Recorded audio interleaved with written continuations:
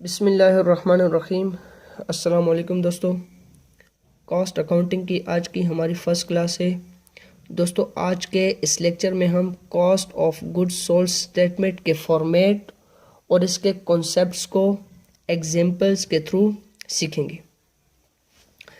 Cost of goods sold statement के अगर हम लफ्ज़ी मायने को देखें, कॉस्ट ऑफ गुड्स सोल्ड, तो इसके मानी है कि जो गुड्स हमने सेल आउट की हैं उन पर टोटल कॉस्ट कितनी आई, यानी उन गुड्स को मैन्युफैक्चर करते वक्त कितनी लागत आई।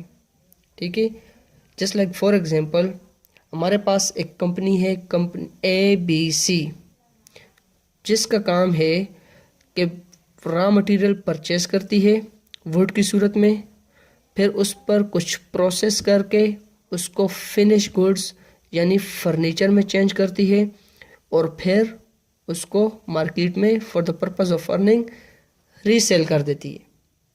तो फॉर एग्जांपल कि ABC कंपनी वुड किसी दूसरे शहर से परचेस करती है, तो उस रॉ मटेरियल को परचेस करने की कॉस्ट, फिर उस रॉ मटेरियल को अपने शहर जहाँ पर मैन्युफैक्चरिंग हो रही है वहाँ तक लाने की कॉस्ट, फिर उस पर कुछ प्रोसेस जो होते हैं, जैसे वहाँ पर डायरेक्ट लेबर काम कर रहा है तो उन लेबर्स को जो सैलरीज वगैरह दी जाती हैं वो कॉस्ट, फिर फैक्ट्री ओवरहेड यानी जहाँ पर मैन्युफैक्चरिंग हो रही है उस पर जो रेंट पे किया जाता है उस रेंट की कॉस्ट, जो वहाँ पर इलेक्ट्रिसिटी यूज़ हो रही है उस इलेक्ट्रिसिटी की कॉस्ट, वाटर की कॉस्ट, डेप्रिसिएशन, यानी उस मैन्युफैक्चरिंग की जगह पर जितनी भी कॉस्ट्स होंगी वो उस प्रोडक्ट यानी उस फर्नीचर की लागत में ऐड हो जाएंगी। ऐसा कभी नहीं होता कि लेट्स सपोज ABC कंपनी ने फर्नीचर परचेज किया 1000 रुपीज़ का, उस पर जो एडिशनल कॉस्ट्स हैं जो कैरेज इनवर्ड लेट्स सपोज हमारे पास है, फिर डायरेक्ट लेबर कास्ट और फिर उसमें फैक्ट्री ओवरहेड्स, उन तमाम को अगर ऐड किया जाए तो वो हों 500, तो इसकी टोटल कास्ट होगी 1500। तो कंपनी अगर इस प्रोडक्ट यानी फर्नीचर को 1200 में सेल आउट कर दे और वो कहे कि मैंने 200 प्रॉफिट किया, तो ऐसा कभी नहीं होता।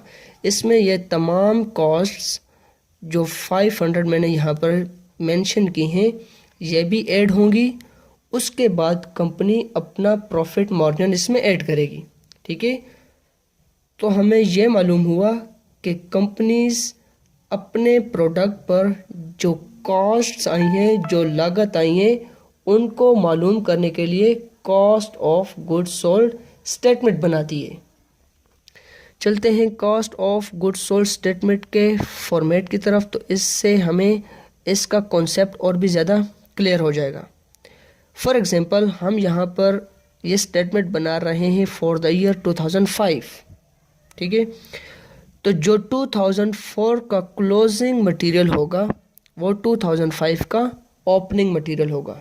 फॉर एग्जांपल कंपनी ने 2004 में कुछ रॉ मटेरियल परचेज किया, उसमें से कुछ मटेरियल फिनिश गुड्स में चेंज हो गया और कुछ रॉ मटेरियल बच गया, तो जो 2004 का क्लोजिंग होगा वो 2005 का ओपनिंग मटेरियल होगा। सेम इट इज़, जो 2004 का क्लोजिंग था उसको हमने यहाँ पर 2005 का ओपनिंग रॉ मटेरियल मेंशन कर दिया।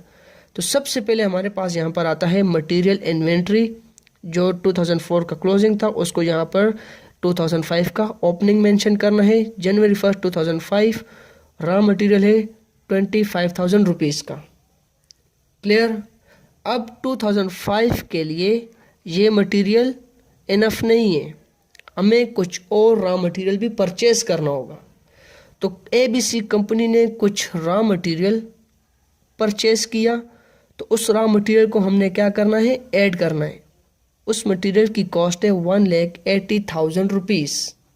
ठीक है, फिर यह मटेरियल परचेज किया गया किसी दूसरे शहर से, तो इसको अपने शहर में लाने का खर्चा जहाँ पर मैन्युफैक्चरिंग हो रही है तो 2,000 रुपीज़ उस पर किराया दिया गया। क्लियर? तो वो किराया भी इस मटेरियल की कॉस्ट में ऐड हो जाएगा। तो इसको हमने ऐड किया कैरेज इनवर्ड के नाम से। फिर इसमें से हम माइनस करते हैं रिटर्न्स या डिस्काउंट को। लेट सपोज जो मटेरियल ABC कंपनी ने परचेज किया 80,000 रुपीज़ का, फॉर एग्जांपल, इसमें से कुछ मटेरियल डिफेक्टिव था या उसकी क्वालिटी ठीक नहीं थी, तो कंपनी ने अपने सप्लायर को जिस रॉ मटेरियल की क्वालिटी ठीक नहीं थी उसको वापस कर दिया, लेट सपोज 2,000 रुपीज़ का। तो टोटल कॉस्ट जो मटेरियल की कंपनी के पास है वो है 78,000 रुपीज़।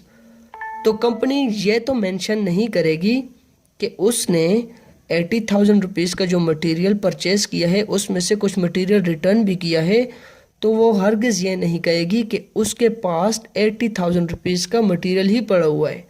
उसके पास अब मटेरियल पड़ा है 78,000 रुपीज़ का। सेम इट इज़, हमने यहाँ पर उस रिटर्न को माइनस कर देना होता है ताकि हमें उस रॉ मटेरियल की एक्चुअल कॉस्ट पता चल जाए, या उस पर कुछ डिस्काउंट अगर हमें मिलेगा मटेरियल को परचेज करने पर, तो वो डिस्काउंट की अमाउंट भी हमने इस मटेरियल की कॉस्ट में से माइनस करनी होती है। ठीक है, तो let's suppose returns and discount की हमारे पास अमाउंट है 5,000 रुपीज़। अब मटेरियल परचेज, उस पर जो किराया आया है, जो कैरेज इनवर्ड है, इन दोनों को ऐड करते हैं और रिटर्न्स या डिस्काउंट को इसमें से माइनस कर देते हैं ताकि हमारे पास मटेरियल की एक्चुअल कास्ट आ जाए। तो मटेरियल की एक्चुअल कास्ट हमारे पास यहाँ पर आई 1,77,000। ठीक है, अब हमारे पास ओपनिंग मटेरियल था 25,000 रुपीज़ का प्रीवियस ईयर का, और जो इस साल हमने परचेज किया है 1,77,000 रुपीज़ का। इन दोनों को हम ऐड कर देते हैं। जो हमारे पास यहाँ पर अमाउंट आती है वो होती है cost of direct material available for use. अब ये जो मटेरियल हमारे पास पड़ा हुआ है ये हमारे पास यूज़ करने के काबिल है। क्लियर? आगे चलते हैं। अब देखिए स्टेटमेंट हम बना रहे हैं 2005 के एंड में, 31 दिसंबर 2005 में। तो हम देखते हैं कि जो 2,02,000 रुपीज़ का हमारे पास रॉ मटेरियल था उसमें से कुछ मटेरियल बच गया जो फिनिश गुड्स में चेंज नहीं हुआ। तो जो हमारे पास बच गया है उसकी कॉस्ट है 34,000 रुपीज़। क्लियर? तो इसको हमने क्या कर देना है, माइनस कर देना है, क्योंकि ये स्टेटमेंट हम उस प्रोडक्ट की बना रहे हैं या उन गुड्स की बना रहे हैं जिनको हमने फिनिश गुड्स में चेंज कर दिया है, जिस रॉ मटेरियल को हमने फिनिश गुड्स में चेंज कर दिया है। तो हमारे पास ये मटेरियल तो वो है जो फिनिश गुड्स में चेंज नहीं हुआ, तो ये हमने इसमें से माइनस कर देना है। मटेरियल इन्वेंट्री 31 दिसंबर 2005 क्लोजिंग मटेरियल है। ये जब हम माइनस करेंगे तो हमारे पास यहाँ पर आंसर आया 1,68,000 रुपीज़। मीन्स दैट कि जो क्लोजिंग रॉ मटेरियल है वो फिनिश गुड्स में चेंज नहीं हुआ, तो ये माइनस हो जाएगा और जो अमाउंट हमारे पास आएगी उसको हमने यहाँ पर मेंशन करना है कॉस्ट ऑफ मटेरियल कंज्यूम्ड या कॉस्ट ऑफ मटेरियल यूज्ड। 1,68,000 रुपये का रॉ मटेरियल क्या हुआ, यूज़ हो गया, जो फिनिश गुड्स में कन्वर्ट हो गया। क्लियर? रॉ मटेरियल की जो कॉस्ट थी वो हमने यहाँ पर कैलकुलेट कर दी। अब बात करते हैं डायरेक्ट लेबर कॉस्ट की। जो लेबर रॉ मटेरियल को क्या कर रहे हैं, फिनिश गुड्स में कन्वर्ट कर रहे हैं, तो उनको भी तो कुछ सैलरीज या वेजेस दी जाती हैं, तो उनकी कॉस्ट भी हमने क्या करनी होती है, इसमें ऐड करनी होती है। तो लेट्स सपोज हमारे पास डायरेक्ट लेबर कॉस्ट है 70,000 रुपीज़। 1,68,000 में 70,000 ऐड करेंगे तो हमारे पास यहाँ पर अमाउंट आएगी 2,38,000 रुपीज़। ये क्या हो गया हमारे पास, प्राइम कास्ट। तो हमें यहाँ पर एक और फार्मूला भी मिल गया कि जिसमें direct labour cost plus cost of material consumed या कॉस्ट ऑफ डायरेक्ट मटेरियल, तो हमारे पास क्या आंसर आता है? Prime cost. ठीक है, ये फार्मूला हमें आगे ज़रूरत पड़ेगा। इसके बाद इसमें हम ऐड करते हैं फैक्ट्री ओवरहेड, जो हमारे पास इनडायरेक्ट लेबर है, या जैसे हमारे पास डेप्रिसिएशन है, हमारे पास इंश्योरेंस है, हमारे पास रेंट है, ये तमाम कॉस्ट फैक्ट्री ओवरहेड का हिस्सा होती हैं। ठीक है, तो ये तमाम भी हमने ऐड कर देनी है। जो आंसर हमारे पास आएगा 16,000 रुपीज़, वो हमने क्या करना है? प्राइम कॉस्ट में ऐड कर देना है। तो हमारे पास यहाँ पर आंसर आएगा 2,54,000 रुपीज़। ये हमारे पास क्या होगी? Total current manufacturing cost. Total current manufacturing cost means that कि जो 2005 में मैन्युफैक्चरिंग हो रही है, जो 2005 में रॉ मटेरियल परचेज किया गया है, उनको फिनिश गुड्स में कन्वर्ट करने का टोटल कॉस्ट आया। इसके बाद हमारे पास होता है वर्क इन प्रोसेस ओपनिंग। देखिए यहाँ पर मैंने आपको एग्जांपल दी थी 2004 की। जैसे 2004 में रॉ मटेरियल परचेज किया गया, फिर उस मटेरियल का कुछ हिस्सा बच गया जो फिनिश गुड्स में कन्वर्ट नहीं हुआ, तो उसको हमने क्या किया? 2005 का ओपनिंग कर दिया। सेम इट इज जो 2004 में कुछ गुड्स फिनिश गुड्स में कन्वर्ट हो गई थी, फॉर एग्जांपल कुछ रॉ मटेरियल फिनिश गुड्स में कन्वर्ट हो गया था और कुछ रॉ मटेरियल फिनिश गुड्स में पार्शली कंप्लीट हुआ। जैसे फॉर एग्जांपल चेयर बना रहे हैं तो चेयर कंप्लीट मैन्युफैक्चर नहीं हुई, तो ऐसी सूरत में जो पार्शली कंप्लीट फिनिश गुड्स होती हैं वो अगले साल का, जैसे 2005 है हमारे पास, इसकी क्या होगी? वर्क इन प्रोसेस ओपनिंग होगी। तो ये जब इस साल में कंप्लीट होगी तो इस पर भी तो कुछ एडिशनल एक्सपेंसेस होंगे, तो उनको हमने 2005 में क्या करना है? ऐड करना होता है। इसलिए यहाँ पर इसको लिखते हैं वर्क इन प्रोसेस ओपनिंग। कितनी अमाउंट है हमारे पास? 20,000 रुपीज़। 2,54,000 में 20,000 हमने क्या करने हैं? ऐड कर देने हैं। हमारे पास अमाउंट आएगी 2,74,000 रुपीज़, और ये कॉस्ट होगी cost of goods available for manufacturing. ठीक है, इसके बाद 2005 में भी हमारे पास कुछ ऐसी गुड्स होंगी जो कंप्लीटली मैन्युफैक्चर नहीं हुई बल्कि पार्शली मैन्युफैक्चर हैं, तो वो हमने इसमें से क्या कर देनी है? लेस कर देनी है। वर्क इन प्रोसेस क्लोजिंग जो हमारे पास 31 दिसंबर 2005 में पार्शली कंप्लीट है, तो उनकी कॉस्ट है 30,000 रुपीज़। ये हम किस में से माइनस करते हैं? Cost of goods available for manufacturing में से। तो हमारे पास आंसर आएगा 2,44,000 रुपीज़, और ये होगी हमारे पास कॉस्ट ऑफ गुड्स मैन्युफैक्चर्ड। जो गुड्स हमने मैन्युफैक्चर्ड कर दी हैं उन पर जो टोटल कॉस्ट आई है वो है 2,44,000। इसके बाद जो कंपनी ने ABC कंपनी ने जो फिनिश गुड्स मैन्युफैक्चर की हैं, वो इस तरह तो नहीं होता कि हर साल उनकी जितनी भी गुड्स मैन्युफैक्चर की हैं वो सेल आउट हो जाएं।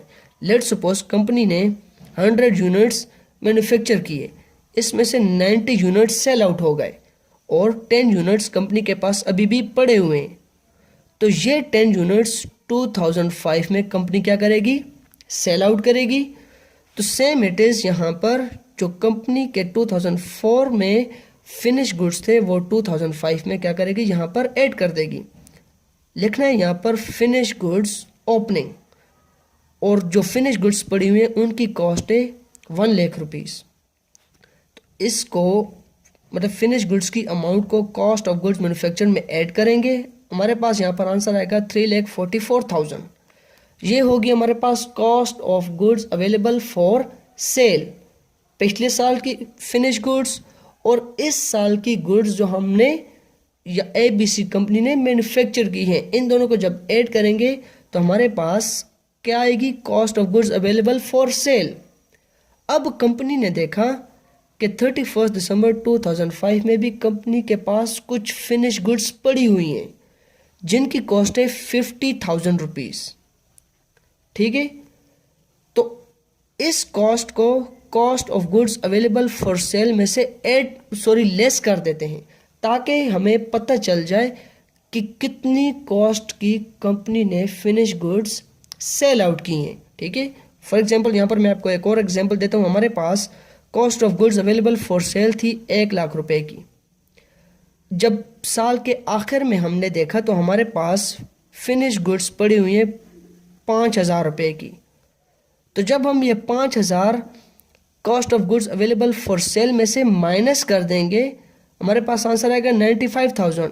तो इससे हमें ये पता चलेगा कि जो 95,000 रुपीज़ की जो गुड्स थी वो हमने क्या कर दी है, सेल आउट कर दी हैं। Same it is cost of goods available for cell में से फिनिश गुड्स क्लोजिंग हम माइनस कर देते हैं। जो आंसर हमारे पास आएगा वो होगा कॉस्ट ऑफ गुड्स सोल्ड, यानी 2,94,000 रुपए की गुड्स कंपनी ने क्या कर दी हैं, सेल आउट कर दी हैं। तो ये था हमारा cost of goods sold statement का फॉर्मेट और इसका मेन कॉन्सेप्ट। उम्मीद है आपको इसका कॉन्सेप्ट और फॉर्मेट समझ आ गया होगा।